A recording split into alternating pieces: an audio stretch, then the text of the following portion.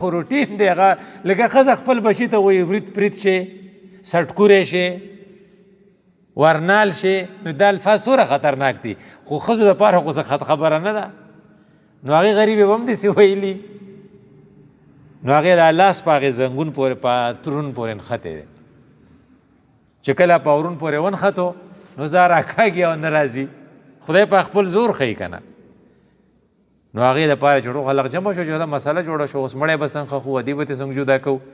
نو یو رایې دا راغله چې یاره د دې مړي نه خو لږه غوښه کټ کوي جو په دې څه لاس پورې به راشي چې د مړي هغه ریلیټیو چې دي او وایي زموږ مړي ګناه څه کړی چې ته دې غوښه کټ کوې نو وایي د دې د لاس دې پرې کوي نو دا دې بې لاسه ګرځي دا ته دې پکې نه وي که نه نو هغې وایي چې دا چې داسې مونډی لاس ګرځي د هغې رشته دار ووایي چې دا داسې مونډی لاس ګرځي نو دا به بیا ټول خلک به الزام نه لګوي چې دا ولې غلا کړې وه چې دا لاس ته چا پرې کړی په هغې ورځ کې خو شرعي نظام و نو دیم نه وی مونږ له خو څه حل نه راځي د دې او اوس خلق جنازې له راغلی دی مړی ښخول غواړي او دا لکه سیریس پرابلم شو که نه یاره وی دلته یو هوښیار سړی دا خلق چې کله ونښلي که نه دی به مولانو پسې ګرځي نو امام مالک دی او رحمت الله علیه هغه ډېر زیات زبردست سړی دی شاید چې هغه له دې څه حل وباسي نو هغه چې راغلی نو هغه ورته وی چې را نور څه چل خو نشته خو دې ښځو ته تاسو په دې دوران کې څه خبره خو نه ده کړې نو هغوی مونږ خو هېڅ نه دي ویلې خو دغه یو خبره هسې مونږ وکړه چېره دې به څه ورانې کړي وي اوهو ستاسو سره څه ثبوت شته وی نه نو بیا خو اسې کوړې وایي چې 79 پورې کوړې پورې نښتی و چې 80 پې ولګېده نو لاس آزاد شو وایي د ښځو دغه چې دی د حرمت الله دومره پاسباني کوي نو که فرض که زه تا ته وایم چې یاره تا په دې خپل حجره کې ناست د پردۍ حجره باندې راایښي دي او دا خبرې کوي او د خدای نه ځان لرې کوي نو وایي مړه ما څه داسې غټ کار وکړو وایي دا غټ کار چې دی هغه د دومره غټ ګناه خو مې نه دی کړی وایي ته خبرې وایي حدیث ته لږ ګزار راولي که نه وایي حدیث وایي چې په مؤمن باندې ګناه دومره ګراني دومره مصیبت دی لکه غر چې پرې رړتاوي بس د مؤمن دا نښه ده چې وړوکې ګناه ورته دومره غټ ښکاري لکه پهاړ توده چې پرې رړتاویږي دی چقی نو مؤمن به سهار خفه ته به ترې تپوس وکړو چې ولې و یاره سهار رانه تکبیر الله تللی مړه وایي تکبیر الله موږ په 10 بجې پاسو نه که نه دا خو هغه مؤمن نه دی ستا په شان که نه دا خو په وړوکي ګناه باندې چې هغه معمولي لغزش دی په هغې شونډ ښکته دی ځکه چې په ده باندې داسې دی لکه غر چې پرې رړتاو شوی یاره پلانی راغلی و اما ورته سپکه خبره کړې وه او د الو به اوس مې د اړه صبرېږي چې زه به لاړ شم معافي ترې وغواړم او پلانی مې پېژندلی نه اوس هم خیرعلي مې وطن دی ویلي نو د مؤمن دپاره ډیفینیشن دا و چې په مؤمن باندې به معمولي ګناه چې دی هغه دومره ګراني لکه غر چې پرې رړتاویږي او منافق او یا کافر په هغه باندې به داسې وي ګناه لکه چې مچې په پوزه کښېنې وایي رسول الله صلی الله علیه وسلم د لاس داسې کړه چې وایي شړي دا دومره غټه خبره چې ته کې او ستا پې هېڅ پروا نه وي وایي لکه ډېرې کنځلې وایي مړه وایي توپرې مې وغورولې توپرې څه ته وایي دا توپرې چې ته غرې خو دا تا ته څه خبره نه ښکاري که نه حالانکه که د مؤمن ډیفینیشن خدا دی نو دا تا د منافق ډیفینیشن دی چې توپرې غرول چې دي دا تا ته څه ګناه نه ښکاري نو ته وایې چې لکه خو مشک ناز وایي جو داسې دی کو یاره وایي خدای دې معافي وکړي خو ډېر لوی کنځل مې وکړلو ته نو دا خبره چې دی نو دا بیا چې کوم دی دا جسټیفیکیشن وړومبی جسټیفیکیشن وړومبنی دا و چې اټ از مای نیچر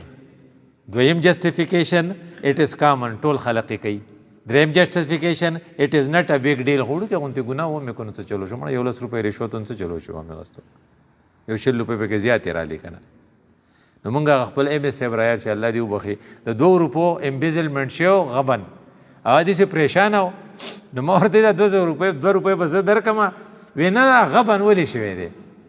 په هغې کې هغه ته هارټ اټیک وشو وفات شو الله دې وبخي دا ولې کچ ګناه آیا از ذموار افیسر بلکې زمونږ د جماعت اکاونټ یو مشر په سوات کې نو ټوله شپه وي خو بله پې آنو نو زه ورته وی دا جي داسې دي هغه وی دا د اکاونټ د حساب کوم د جماعت 2 روپو فرق دی پکې نه 50 روپو فرق دی پکې نه هغه وی دا جي دا کې دا دغه مړ کا مونږ خوف کو او 50 روپۍ پکې زه کېده نه هغه وی نه پلاني د هغه نوم یې واخیست وی نه پلاني دا د غبن او دا دغه د خیانت او د امانت مسله ده دا خلق بیا دومره احتیاط کوي نو دا یو بله خبره شوه چې دریم نه څلورم نمبر چې دی که نه زموږ باندې اټ از نټ مای فالټ زما په دې کې څه غلطي ده چې هغه کنزل کول نو ولې ما تاسې ناسوم ښه هغه به لکه زما ښځه کنځاله نو وي د هغه ستا ښځه خو د هغه خور نه وه نو یې خور یې واړو نو خو ما ته یې کول که نه نو که تا ورته ویلی چې خو ستا خور ده نو هغه وایي اټ از نټ مای فالټ چې هغه کنزل کول نو ما به نه کول نو بیا وایي چې هغه راغی او جنګ یې کو نو ما به نه کو نو چې هغه زما سره دا چل کوي نو هغه سړي خبره کوله ما له پلانې په قصه خوانۍ کې مخې له راغی او یې زه یې ونه پېژندم نو ویې ما هم ونه پېژندو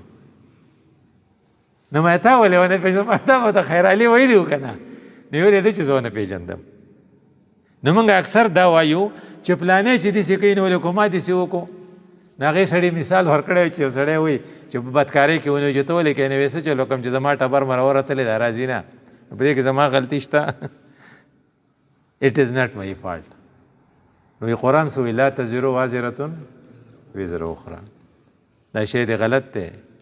د بل د غلطۍ د هغه د وجې نه خلق وایي که چې څوک راته څنګه ګوري داسې به ورته ګورم وایي ډېر نرې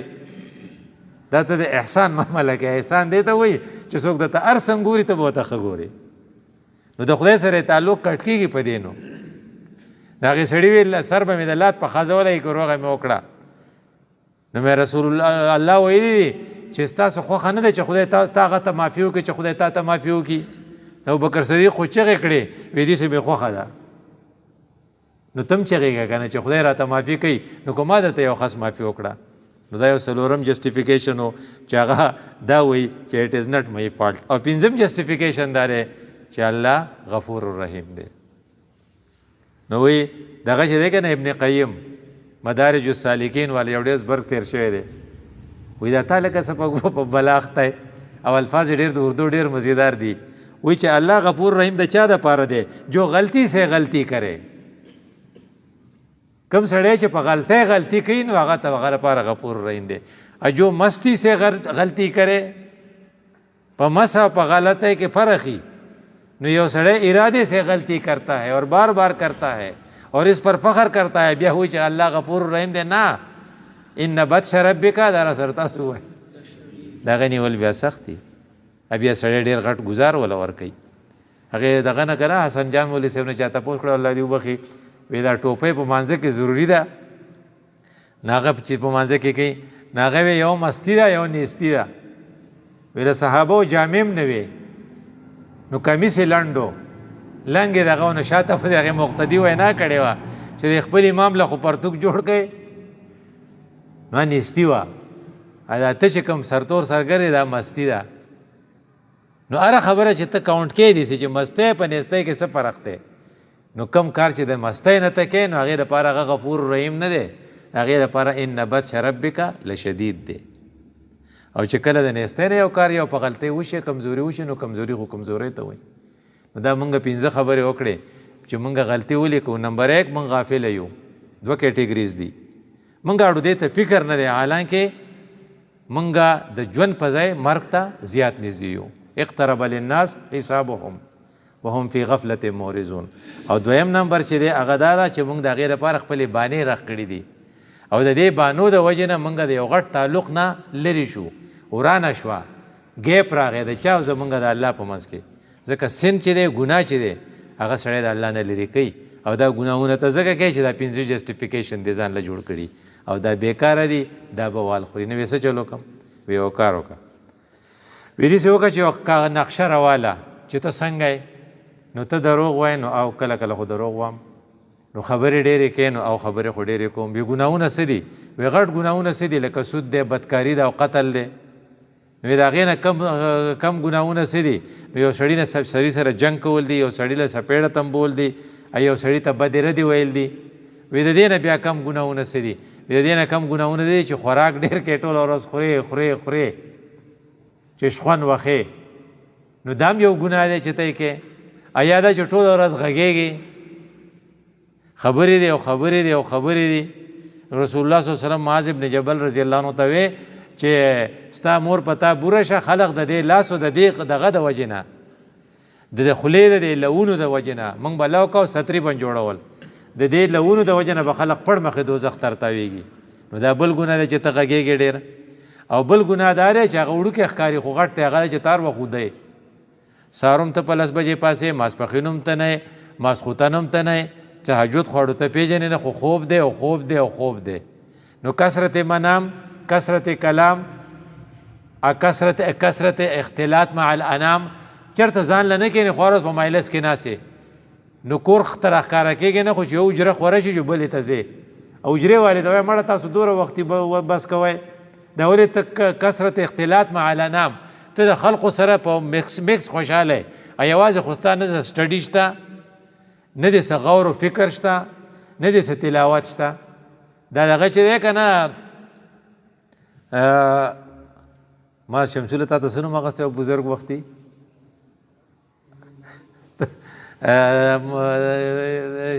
الفساني مجدد الفساني څه نوم هغه شیخ احمد زرغن دی وی دا مجدد الفساني چې انسان چې دی چې دا د خدای پاک نه لرې کېږي نو دی خدای پاک د نږدې کېدو دوه لارې دي یو تقرب بالنوافل دی ته و چې دی چېرته په تسبیح راغستی چېرته په ګوټ کې ناست سبق وی او تلاوتونه کوي او درود وی او په چا کې سکار نه چې کو چا هر څه تېرېږي نو دی وایي چې په چا نو د ټول خلق د صفت کوي وایي ښه سړی دی چا په کار کې کار نه لري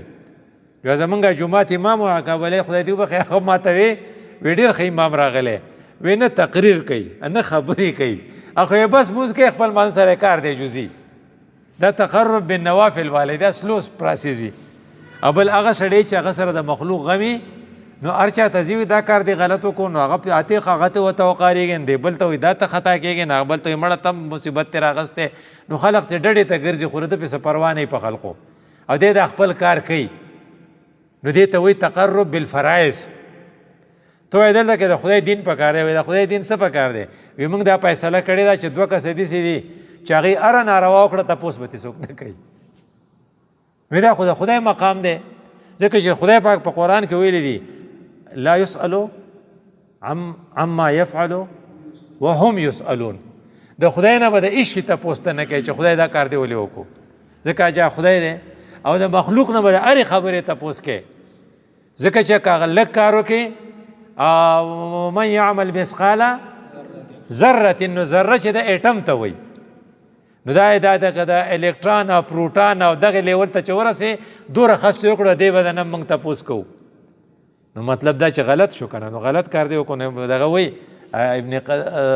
شیخ مجدد الفساني رحمت الله علیه وایي چې تاسو په دې نږدې کېږئ وایي زه راته یو 3 کاره ښیم دا کارونه هر وخت کوئ نمبر 1 کثرت تلاوت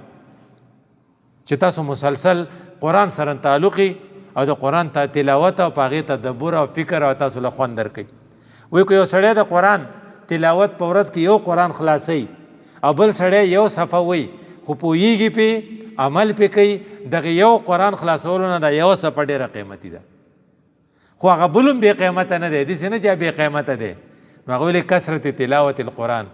او 3 نمبر چې دی هغه